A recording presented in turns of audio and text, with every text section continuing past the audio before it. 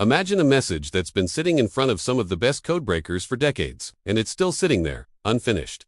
Now imagine this. There was a day when they almost cracked it because a clue came from the creator himself. Today, I'm taking you inside one of the most stubborn enigmas in modern cryptography, decipher hidden in plain sight. And by the end, I want to ask you something simple. What would your first move be to decode it? If you're into mysteries, cryptography, and real-world puzzles, hit like and subscribe because here we treat mysteries like investigations, not just stories.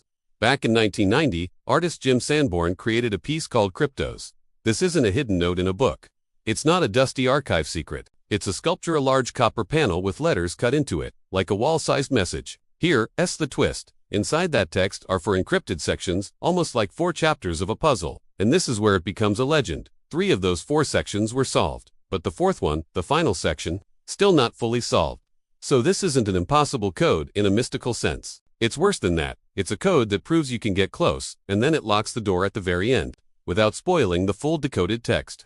The solved parts include messages in English and a famous moment about digging something up with a cinematic, almost thriller-like vibe. But what matters for this video is the pattern it creates in your brain. When you solve 1 part, you feel confident. When you solve 2, you think you've got the system. When you solve 3, you start believing the 4th is just a matter of time. And then decades go by, and that last piece still won't fall. So what makes the final section so different? There are 3 possibilities that make this case so fascinating. Possibility 1. The final cipher is simply more complex. The first 3 sections use techniques that skilled analysts can attack with classic methods plus modern computing. But K4 might combine methods, hide its key, or rely on something you can't see from the letters alone. Possibility 2. It requires external context, a phrase, a book, a location, a reference, something you need to know outside the ciphertext to make it click. And possibility 3, the uncomfortable one. There may be false leads, not necessarily trolling, but deliberate design that nudges you toward a path that looks logical and isn't. And that brings us to the real question of this video. When is an enigma a real puzzle? And when is it a trap built to keep you chasing?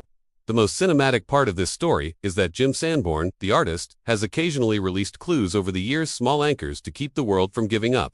And even with those clues, the final section remains unresolved. That's what I call a living mystery. It's not a relic that sits quietly in history. It still moves. And here's a detail that adds fuel to the fire. The final passage is still unsolved, and Cryptos-related materials have made headlines in recent years because items connected to the work have been discussed in the context of auctions and archives, reigniting the idea that the answer is out there, just not in our hands.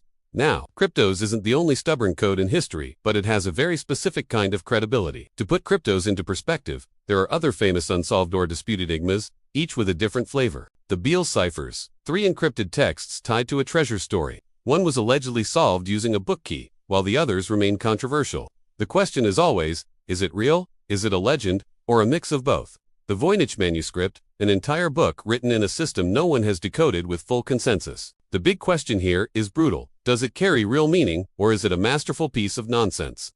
What makes Cryptos different is that it has modern weight, a known creator, a known physical object, a deliberate construction, and 3 confirmed solutions. It's not just myth. It's a puzzle with a foundation.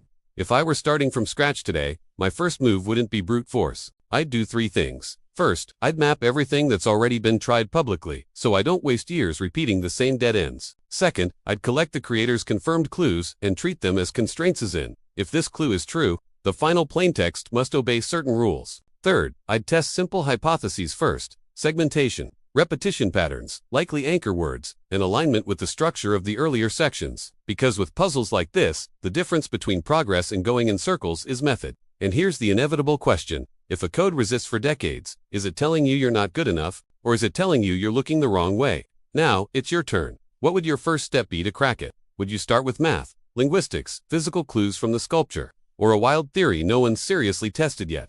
Drop your first step in the comments and explain why. And if you want, I'll do part 2, the most interesting clues and the strongest theories, no filler.